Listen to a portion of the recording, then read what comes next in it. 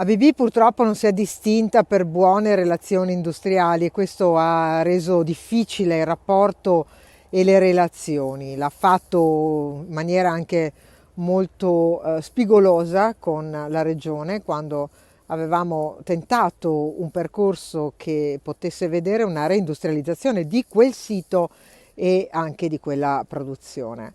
Crisi ABB di Marostica dopo l'appello lanciato dalla Filctem CGL, anche l'assessora regionale al lavoro Elena Donazzan scende in campo senza se e senza ma. Quello che non è chiaro infatti è il comportamento dei vertici di ABB dopo la notizia del possibile acquirente, l'Architect di Romano Dezzelino. Verrebbero salvati solo 10 posti di lavoro e questi avrebbero dovuto firmare entro lo scorso 11 febbraio 2 lettere che li avrebbero vincolati senza alcuna sicurezza. I lavoratori chiedono alcune rassicurazioni, ma in termini anche di informazione.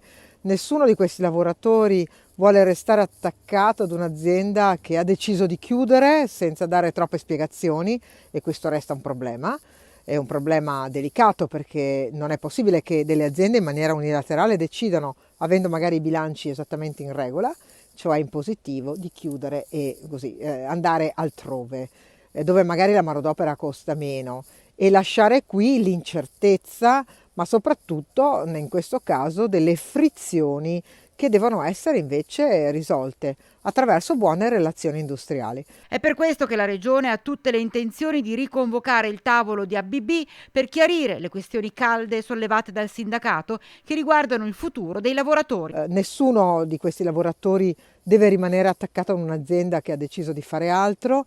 Io mi auguro che tutti accolgano le opportunità di lavoro che ci sono immediatamente, visto che non c'è futuro per ABB sul territorio di Marostica perché ABB non l'ha voluto, ma certo dare tutte le informazioni e favorire buone relazioni industriali è il minimo.